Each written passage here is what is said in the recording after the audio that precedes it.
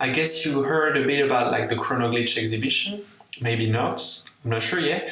So you may have some kind of idea of what we are trying to do.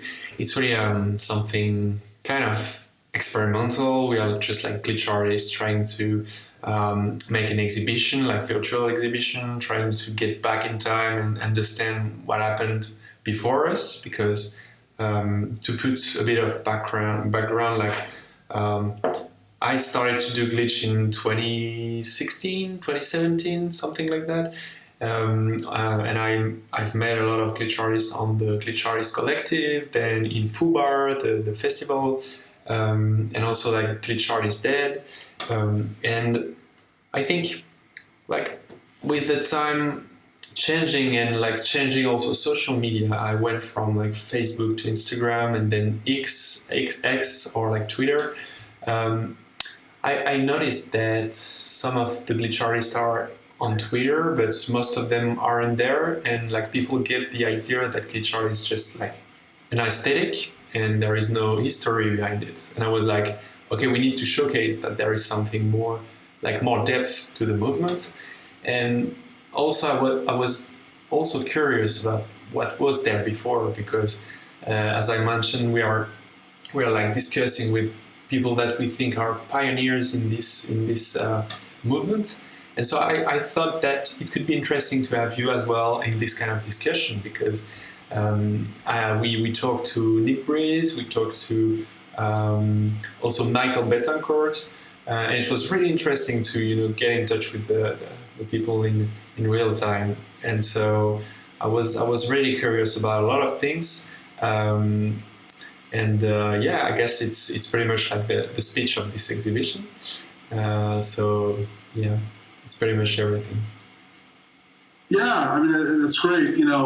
Glitch it's an interesting movement.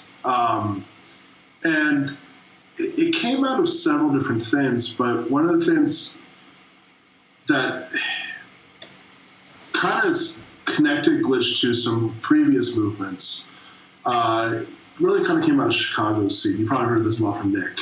Yeah. And it was because of their relationship with Dan Sandine and the Sandine image processor. And I would also say that this notion actually goes beyond that into a long history of what we would call video synthesis that comes out of specifically the upstate New York MIDI art scene. I'm not sure if you're familiar with an organization called the Experimental Television Center. No, I don't know it. Well, they were literally one of the first MIDI arts organizations to advocate for and develop essentially video tools, but not in kind of an industrial capacity. These video tools were live real time and oftentimes were hacked out of different parts. So Namjoon Paik is a really big old school video artist. He developed the Paik Abe colorizer at the Experimental Television Center. And that was, even though it has this kind of visual language of kind of like video synthesis, it was actually put together based on color encoder chips from industrial cameras. And so this idea of like reinventing what industry gives you and trying to find a different way to work with it was really kind of central to that. So I would actually contend that glitch art historically is actually very, very close to the history of video and video processing as a medium. Namjoon Paik's early wobulators, for instance, which you can kind of say I'm building a new wobulator setup back there. Those were hacked televisions, right? CRT televisions, where you would use electromagnetic pulses from an oscillator going into an amplifier and different electromagnets placed around the yoke in order to distort and rip the image in different ways, right? You could very easily make an argument that was a hardware device that was really kind of central to this idea of glitch or of hacking something and reimagining the use of an industrial tool. So the Experimental Television Center was a place that encouraged the building of these things. Dave Jones, who's a legendary video synthesizer maker, was one of the first people to create a frame buffer, right? So the ability to actually grab video frames into memory, but instead of kind of using that to just play back video, he actually put it within a keying system, which gave a different type of controllable feedback and that happened within those key frames. And he was doing that. He developed the first frame buffer in the late 70s, but he actually started mass producing them in the early 80s. Mm-hmm. And again, and that was also an example of an analog to digital device, one of the first ones where you use analog waveforms like an oscillator to control the different parameters of that digital process, which was kind of like an unheard of thing at that time. There was the analog world and there was the digital world, and there wasn't a lot of crossover in terms of direct performative control. Mm-hmm. And so, so again, like that, these histories kind of come together. And, Dan Sidney was also building the Sandy image processor in the 70s. And so Dan knows all these people as well. Mm-hmm. And they were all in conversation and all kind of contributing to this notion. The difference between Dan and some of the other people is that Dan's was completely open source, right? You paid him a couple bucks, he would literally mail you the instructions on how to build the Sandy image processor on your own. Yeah. So all you had to do was get the parts. He didn't really care about the monetary aspect. So this idea of like tinkering and like modularity and adding things in that you want or not want was big on those systems. Mm-hmm. The rest of kind of the history of glitch is also about emergent properties, right? So people saw, again with video, this idea of like what are the emergent properties of industrial video that we can actually recontextualize. Mm-hmm. And then when we had computers that could actually do things in real time in a much quicker way, right? We can start swapping bits, we can start to play with that. You started seeing the emergence of people not merely just to hack computers for certain purposes, but to explore the image processing, as I would call it, potential, which is not an effect, it's a process. I actually, when I teach my students about this, I'm a professor at Colorado State University. When I teach my students about this, we talk about process as important because you're not there to look for applying an effect in order to have some sort of like narrative arc or metaphor, right? A process is something that you test out and you actually see how things react. And that actually generates new types of knowledge versus just trying to apply it in order to make a statement. Yeah. It really speaks to me because I'm also a video artist using, video glitch processes using compression, and you know more than I do. That's for sure. And I've always been kind of triggered with the idea of saying, I'm doing this effect. Actually, I was like, it's not supposed to be an effect. It's not supposed to be like special effects. It's supposed to be something more intricate with like randomness, surprise, errors, failure, and also it's about not understanding everything, because as soon as you just understand, like it's really hard also to understand everything when you think about digital, because there are so many layers that my first idea was as an artist, I want to know what's behind the screen. I want to know what's inside. Like when I compress video, I was doing like drawings and paintings before. So I was kind of like, I want to know what I'm doing, not with my hands, but I want to know what are my tools, what are they like made of, and what's happening. And from that point, I was really interested in the complexity and the intricate way these tools are like built.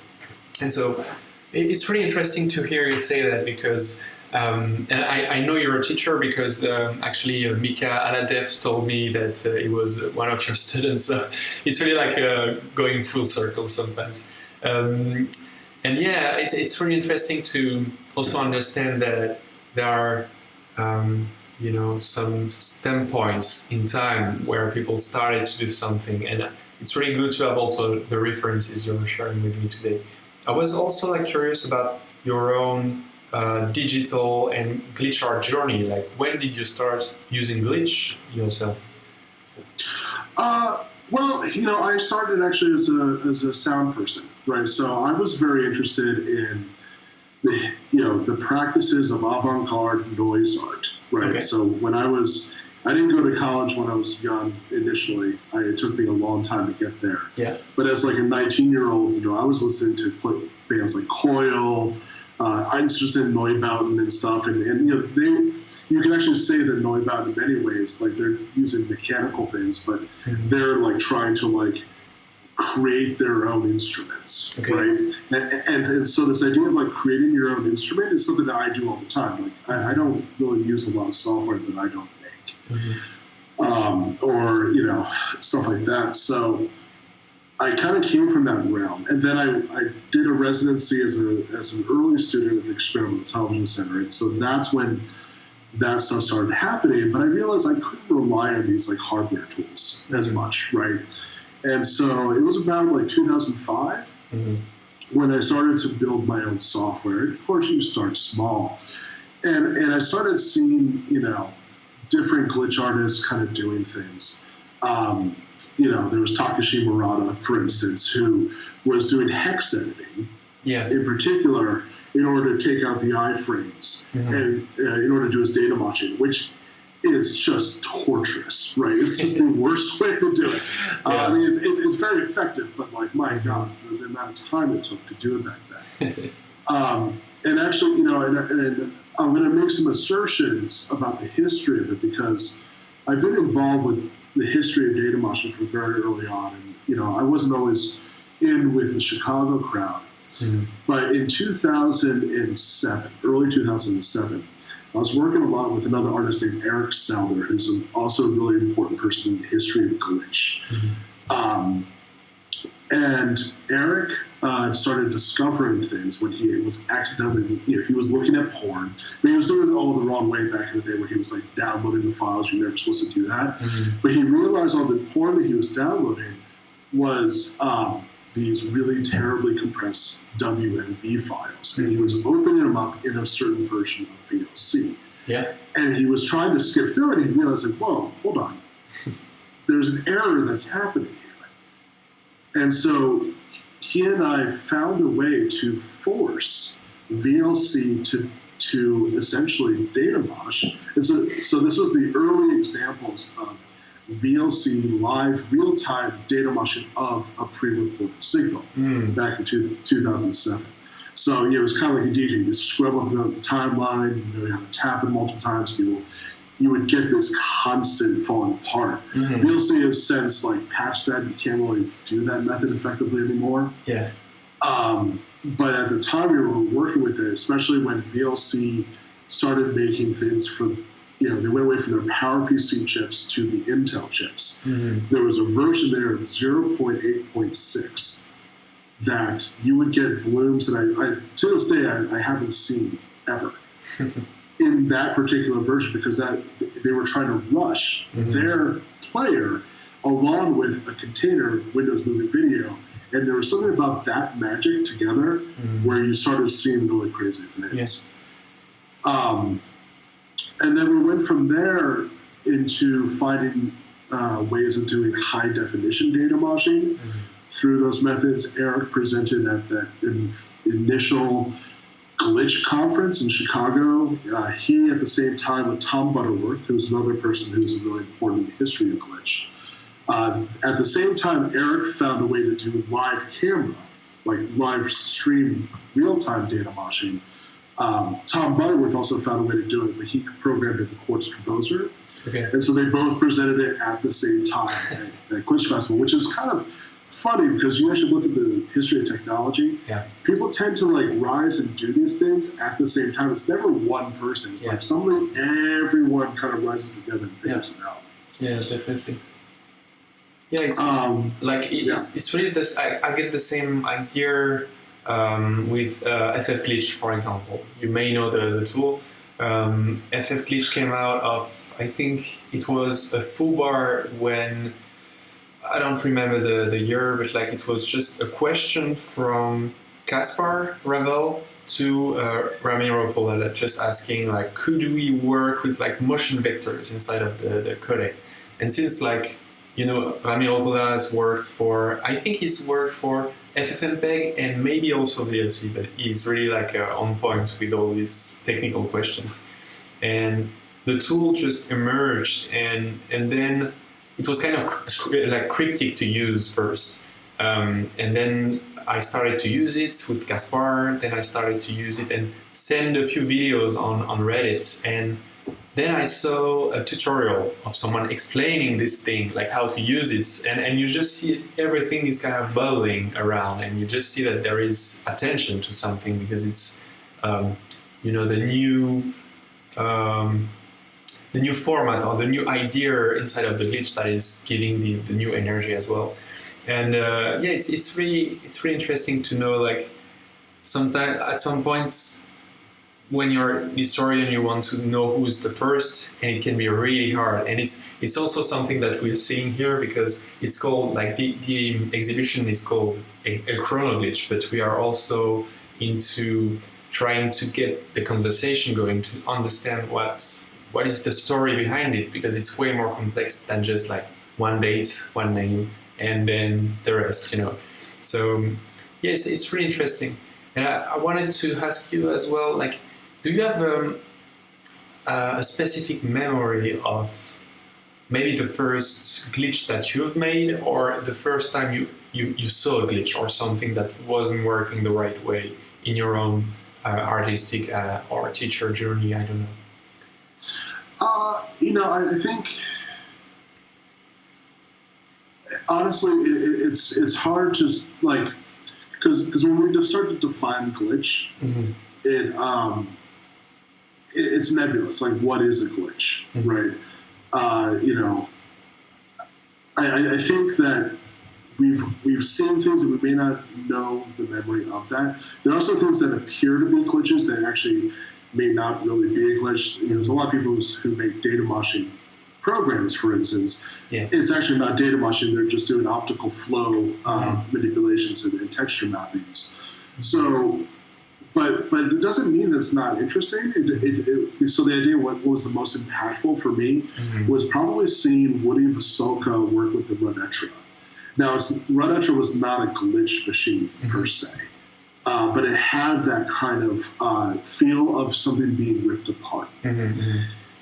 And so seeing his piece, it's called Sea Trend, where you're fundamentally looking at just something very simple, just cars going down a highway. Mm-hmm. But the way that he manipulated that, it felt like I was seeing through like the simulation of life, mm-hmm. like just some like deeper coding. Yeah, it's a really fantastic piece, and I think, yeah, seeing that or seeing Namjoon Pike again. I'm not as old school like some people, but when I saw Namjoon Pike, ripping apart images of the Beatles with his wagon, mm-hmm. it also had that kind of effect on me. Yeah. I would, but also say in terms of data moshing, you know. Seeing Takashi Murata's Pink Dot was really huge. Yeah. And then also, I'm a huge fan of anything Daniel Temkin does. Mm-hmm. I think he's one of the most underrated glitch artists because he doesn't like run in the community. He doesn't identify as a glitch artist, but the stuff that he's done over the years, it's just been, he's unbelievable. Yeah, it's interesting. I'm gonna keep in mind the sometimes underrated artists, because like, in glitch art, I think there are a lot of places where you can share the work, but also you find people that are more introverts sometimes, and on the internet it's better for them to just connect, sometimes share something and then disappear. And we have a long story of people just going back and forth, connecting and then plugging out. And I have another question about, like, what is your, like, where do you find glitch? Because I know a bit about signal culture as well, the thing you've been doing for a long time now, with Deborah as well. And I was like, where was it that you could find glitch before, for example, the Glitch Artist Collective? Where do you find the people? Where do you connect back in the days? Well, the community back then was much smaller, right? I mean, it really blew up. I think the community blew up more than ever after that Glitch conference in 2011. Mm-hmm. Or was it? No, it's 2009. Sorry, Okay. 2009. I'm getting my dates all wrong. I'm old now. But so like way back then, you would see it there. I would honestly see a lot of stuff through kind of traditional art world, vectors. You would see glitch artists doing stuff on the Video Data Bank and the Electronic Arts Intermix. I was a big part of the New York art scene for a while until I moved to Colorado. So I was always in conversation. A lot of glitch artists went to places like the Experimental Intelligence Center.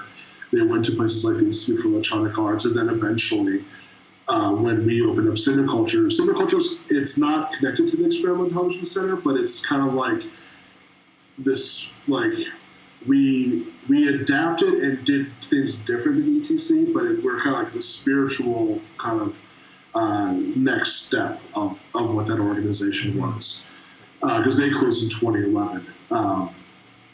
And so, again, just being connected, we've had at Cineculture, and for whoever may be listening for this recording, we've had a residency program running for a long time. We're getting it back started here in Colorado. But we've always wanted to have this idea of having an artist in residence at the same time as a researcher or toolmaker.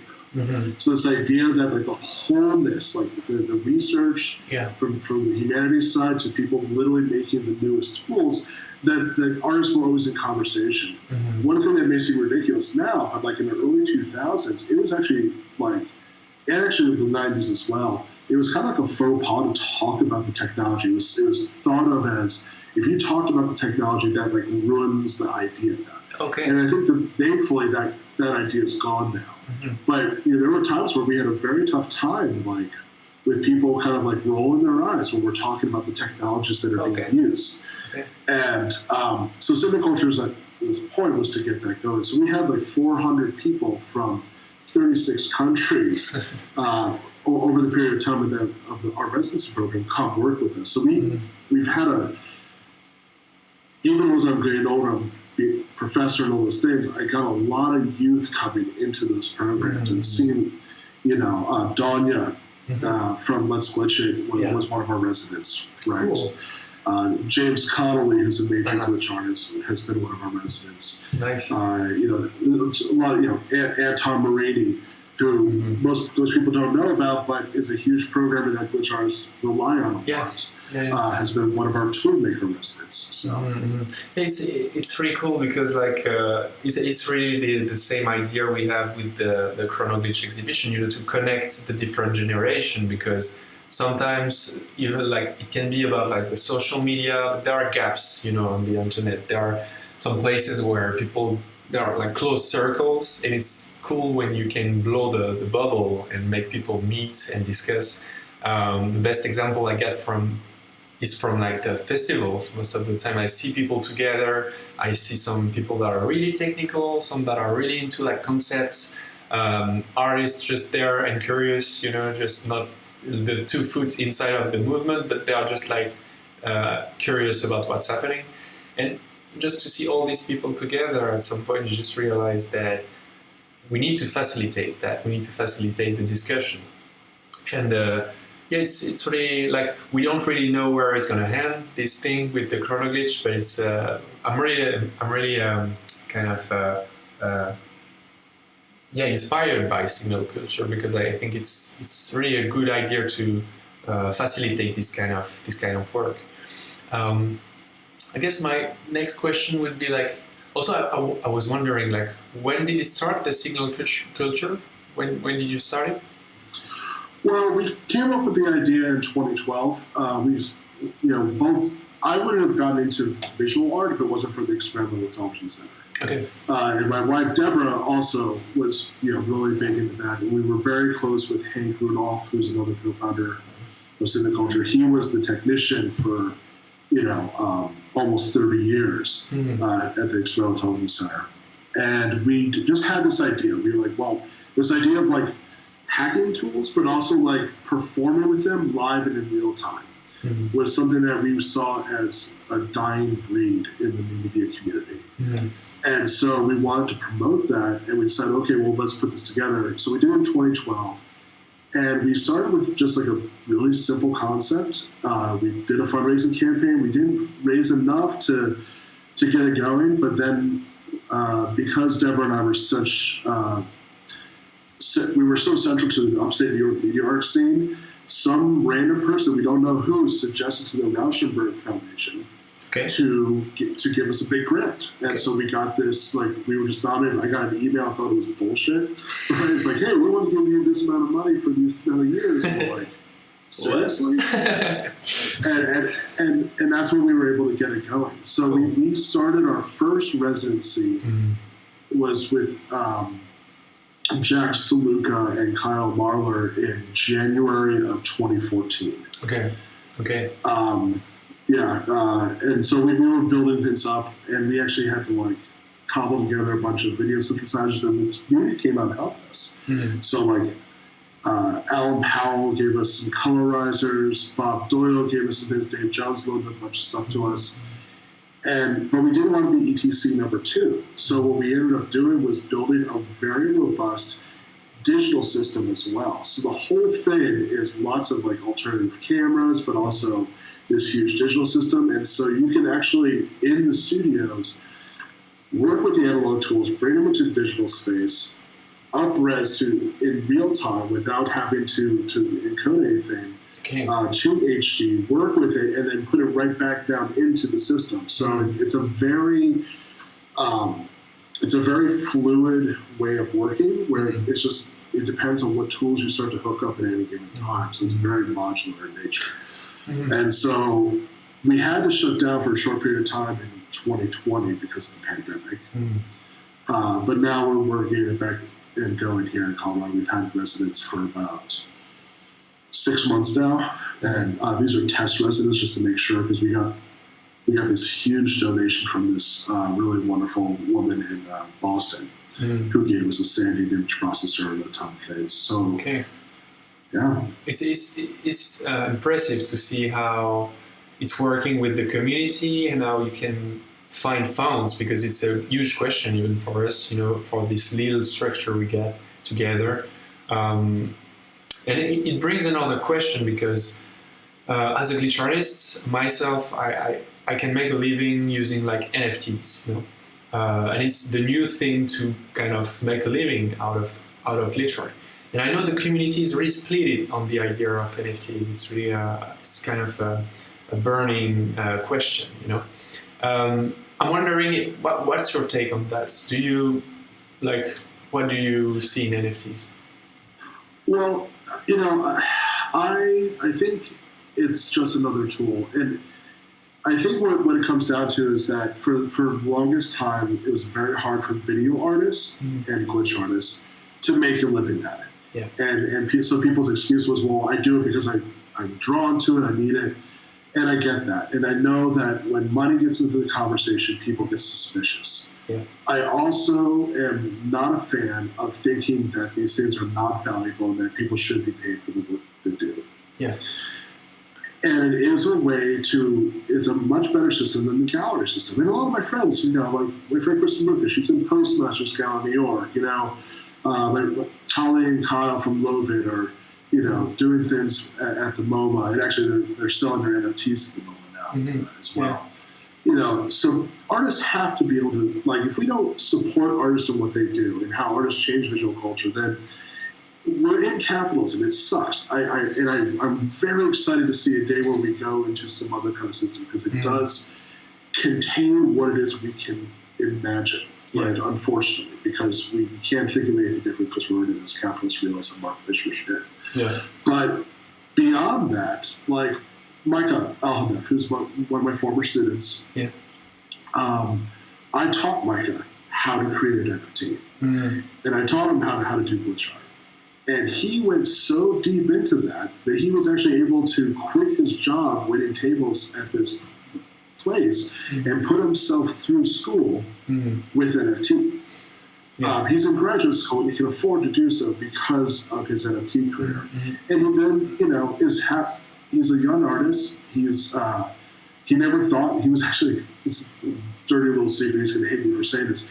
He was really originally going to be a graphic designer. And like he had no idea about any of this stuff. He was just like, I'm just going to do this just to go work for a company. And now he's making what he's making. Yeah. Love the work of Michael.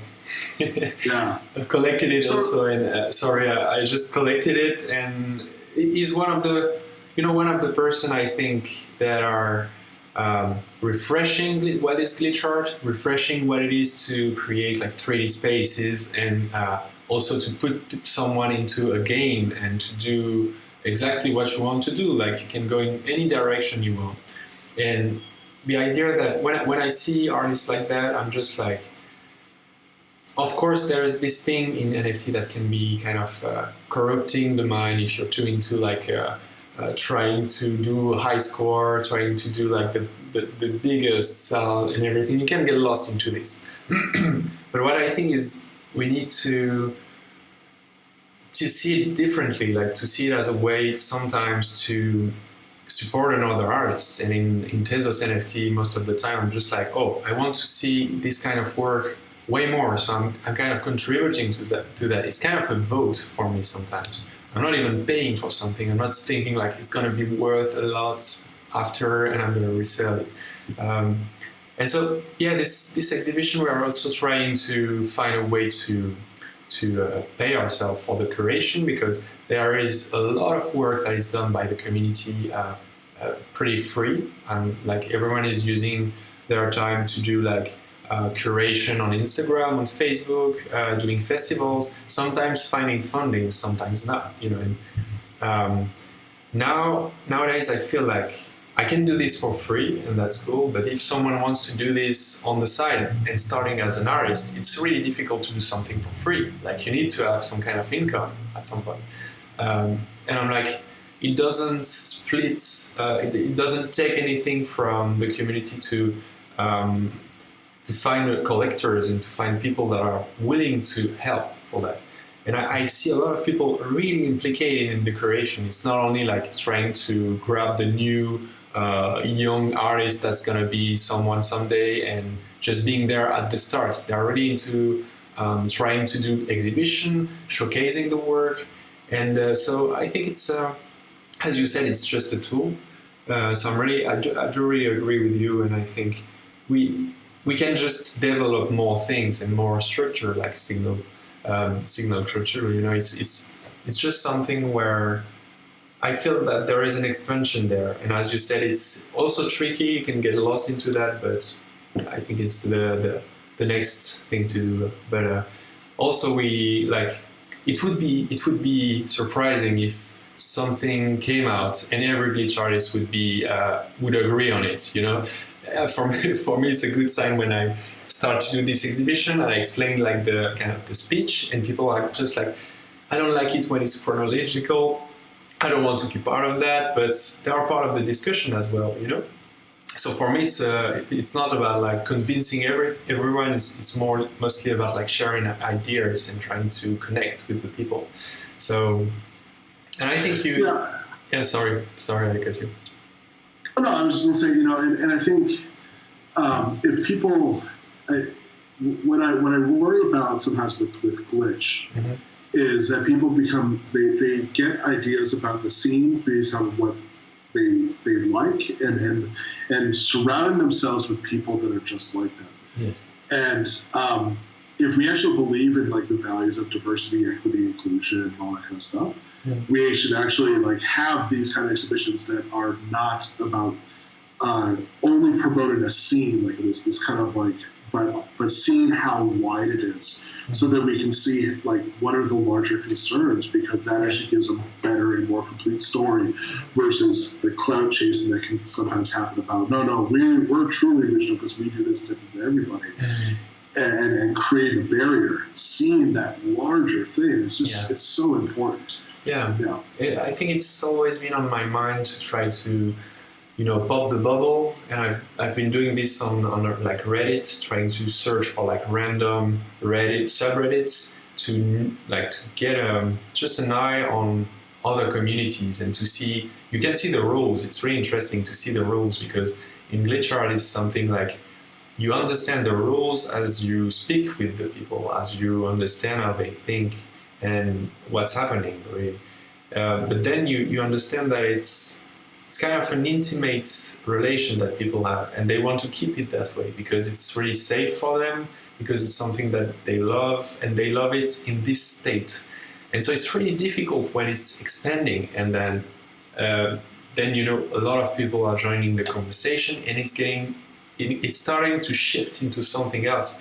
And then there is gatekeeping, and it can happen in any kind of way. As you said, like at some point people were kind of thinking that talking about technical stuff was gross, and today it's pretty much the other way around. Sometimes you see people asking for the process and saying like, if I don't get the process, I don't get anything, or like the process is kind of as important as the final form, the image, the video.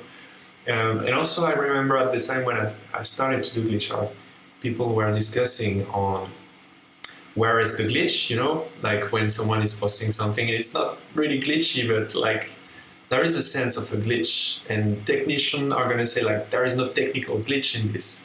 And at some point, yeah, sorry, maybe you want to... Yeah, no, I mean, that's such a... So, like, that's people wanting to chase the dragon. It's kind of like, your first orgasm, your first joint that you ever smoked. Like, I want to find the thing unadulterated, but the fact that you find the glitch does change choices. And the idea that you can just find a thing and just try to replicate finding the thing and the phenomena, it doesn't happen. Like, that's when we kind of formalize that into a process. The fact that we're even able to call it glitch means we've already created this formal framework, So like, and I think there's nothing wrong with that, because like choosing to make things fall apart, even if you can replicate it, still has a powerful statement, right? It's a statement of resistance. It's a statement of, it's also a statement that this thing doesn't have to be relegated. Right. So, I think that comes down to issues of purity. We have these kind of like Abrahamic baggage of religion and kind of like dualistic ways of thinking about the world. Yeah. And people don't even realize that they have that. But if we're really going to be true to cybernetic and whatnot, we have to have like a much deeper and almost more fragmented conversation, which is more interesting than I think. Yeah, definitely. Like, I think it's one of the main idea behind the Chronoglitch exhibition is to say there is no universal definition of glitch. Like, we are not going to find something that pleases everyone. We're going to find our definition, trying to get the conversation going. We're going to do, like, we're not historians, so we're going to make mistake while doing the creation. And it's all right. Like, we don't need to be... perfect. We're not looking for perfection. It's glitch. I mean, and I think it's more and more interesting also to merge the conversation. Specifically, when I see people from the curation team that are into like AI, for example. AI is another subject that is really fragmenting the community inside of glitch, because some of them are really into like this is stealing the work of other artists. Some other are like, this is gonna take my work, take my job, take everything. Some other are like, is this like, where do we find glitch inside of something that is AI? Where is the real glitch inside of that? Like, is a surprising image a glitch, or is it just what the AI should make when you ask this specific thing? And I love to see that. When I love to, in French we say like throw a pavement in the lake, to say like to be kind of the annoying guy who's going to ask the wrong question. But the wrong question is really important when you just like splash everything around. It's not just to destroy everything. It's just to make people understand that there is something else, or like there is a discussion or debate there. And yeah, as you said, like one of the person inside of the curation we have is Raz Alag, and I think like Raz told me, I don't want to create the same group of people again. I want to push the boundaries, and I think it's a really good idea to try to meet the new generation, the new wave. What are they thinking? What is glitch for them? Is it close or really different from what I do? And I remember also at the time it was the question in 2017 was about, can we use apps? Is it like real glitch, or is it like gonna kill the glitch? You know, every new technology is always kind of threatening glitch artists in a way. Well, and as somebody who created the first like fully fledged app for data moshing, I can tell you that you're absolutely data moshing, right? Like you are glitching. And I actually just did a demo where I was kind of showing how, because we have these new modular apps, and they had this new process where you can actually data mosh inside your data mosh. It's really quite fun. Okay. And it's all live in real time, so you can use live cameras, you can use pre-recorded, all kind of things. But these apps are modular, so I was then placing that as the gradient for a slit scan. And it fundamentally changed the visual language of that glitch. And so, like, if this idea of like, we want it to be by itself, we can't actually see its potential within a larger chain of possibilities. And you know, when we created InterStream, which is that like OG glitch app, that came because of a different exploration. Because we've been trying to make it into a formal app for years and we couldn't figure it out. And then I ended up getting into this project with Laura McGuff and Eric Souther, where we decided what we're going to do to figure this out is to actually hack a digital TV tuner. So when analog TV went to digital, they had to make these tuners that decoded the digital signal into an analog signal, so that people like your grandmother could still watch your television with all the stations. And so we actually went in there, we used the UART serial connection into the chips, hacked all the protections out of it, and found ways to interrupt the digital antenna encoding into analog. Okay. And we're like using like toothbrushes. We even used the sound to make it fall apart on top of itself. There's actually a whole, I can send you the link sometime. There's a whole actual documentation of what it is that we did. Other people could also recreate this if they want. Cool. So it was a live digital TV tuner that we were data moshing without actually traditionally data moshing, right? Because we were interrupting that digital signal in different ways. And the way that we did that made us go, oh, hold on. And I literally called Eric at like 11 o'clock at night. I'm like, get on the computer. I think I figured it out. And we tried a couple of things. We bounced the code back and forth, and then suddenly it worked because we were thinking too much about creating an encode system. And what we realized is that we actually need to interrupt between the encode and the decode for that live real time aspect. Okay. Yeah. So, anyways, the point is that like, how does this get into everything else you're talking about? It's because if you think about things in monoliths of a thing by itself, you're unable to see the potential of where new things come. Yeah. And so yeah. Yeah, definitely. That's really interesting. Like, and this is really why I want to get this conversation with like pioneers and glitch artists like yourself, because it's always inspiring for me, because I still see from the moment I started to do and exchange share some glitch art on the internet, I had this sensation of first like being inside of a movement, which is really empowering. It brings a lot of energy. Like you don't wait for people to say what you need to do. You feel like everyone is doing something and it's going in a lot of different directions, but you feel inside of a movement. And the second thing was like the community and the way people are ethically they pay a lot of attention to being ethic and finding a space where people are accepted, which is I think this sensation was kind of absent, it wasn't there in the how do you say that, like in galleries and in more institution like museum and things, like people that I could meet there. It was kind of different, like the idea that you get from doing art and being an artist. And I think this is really precious to the community, and sometimes it's kind of swallowing everything else at some point. When you want to do something different, it's just like, oh, it's gonna be risky because we have this, and it needs to be intact. You know what I mean? I don't know if it's the same for signal culture. I know you guys are really into community things, being ethically thoughtful.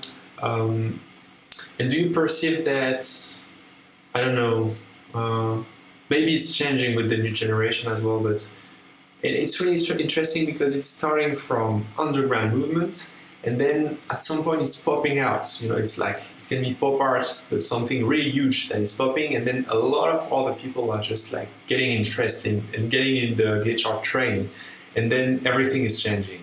It's really like happening really fast. Yeah, I mean, I think, you know, it also, when you see these things happen, it also comes from strong personalities in an area. Mm-hmm. And so things emerge at different times. And, you know, like right now, there's like a new video synthesis community that's coming out of Minneapolis. Yeah.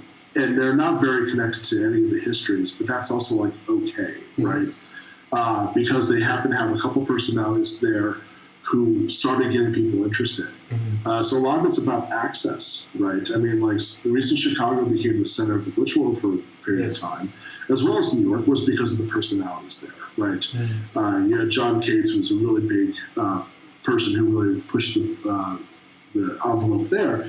But at the same time in New York, you know, you also had a lot of people like Daniel Temkin and Phil Stearns, who's a very close friend of mine, doing things that are very, very different in glitch. Mm-hmm. And so, you know, State of Ahsoka would call this, like, you know, back when video became an art form, she would call them just different tribes, right? And there were different concerns that were regional.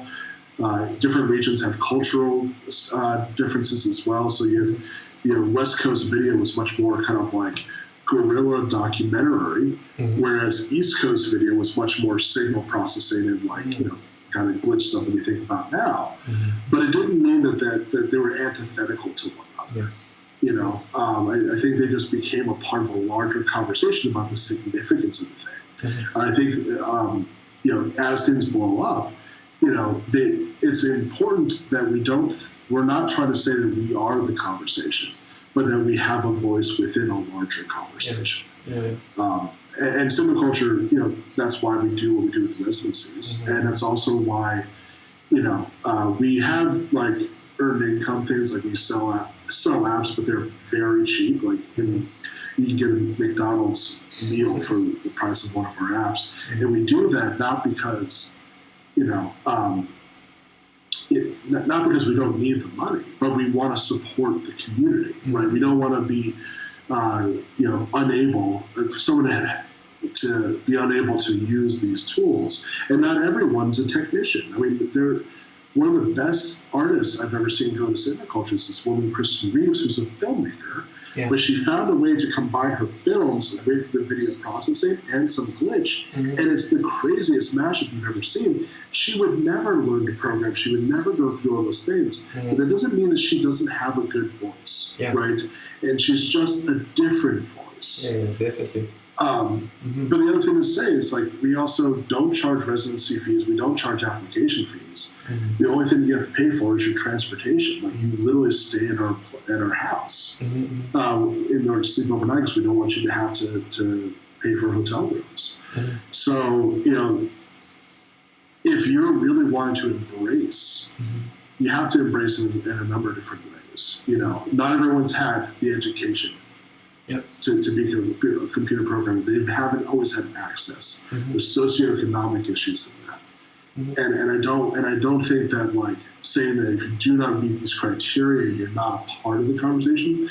That's just a really weird thing for me. Yeah, like, yeah, definitely. It's really it's really inspiring.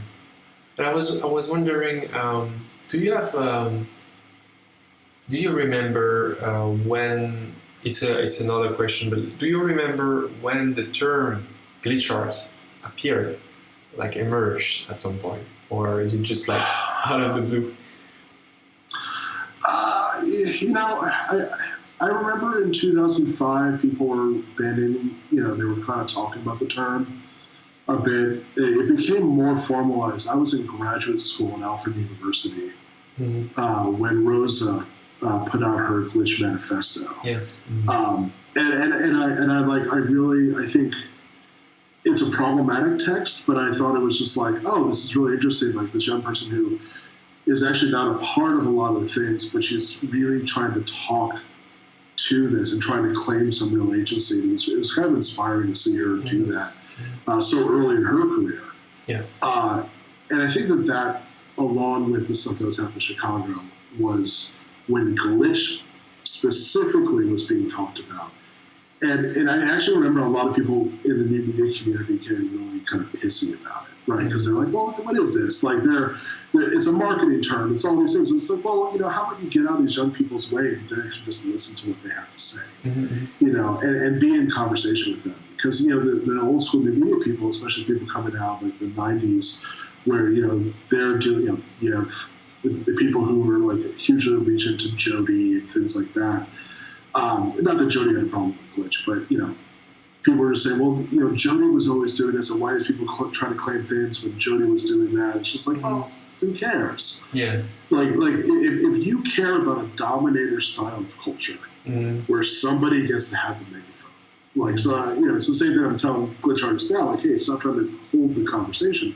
I was saying to the new media people back then, who are just like, well, they're bad programmers. They're just finding ways to fuck with the programs. They're not building anything. And it's just like, well, you don't understand what their concerns are. Yeah, definitely. Also, it's something that I try to. I'm always thinking about like what it is to destroy something or like to disassemble, break apart. Because it's really to me, it's what's at the center of being a glitch artist. It's my definition, but it's for me, it's about like entropy, obsolescence. It's about how things are naturally gonna kind of break apart, and at some point, like it's a feeling that I get from when you're a kid.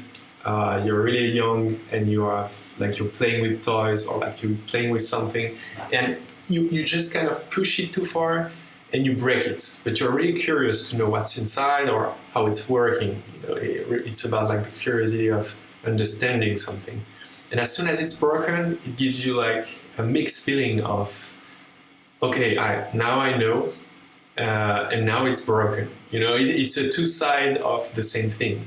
Now I know it's good, like I got what I wanted, and now I don't have anything. I just broke it. And it's really an image that I use to speak about glitch art because it's something I think people may have experienced as well when you're a kid and you're just like, someone is going to tell you, don't do that, you're going to break it, but you still want to do this, you still want to know what's going to happen, you need to experiment it. So it doesn't matter if you know how to construct it, it's a different idea or question. It's really about like, how does it feel to break things and to try to understand, but to be too kind of, I don't know, just doing the wrong thing. And it's really, I'm always thinking about that because when I talk to people trying to explain glitch art, there are, like you said, oh, you're breaking things. You're just like getting inside and trying to break things.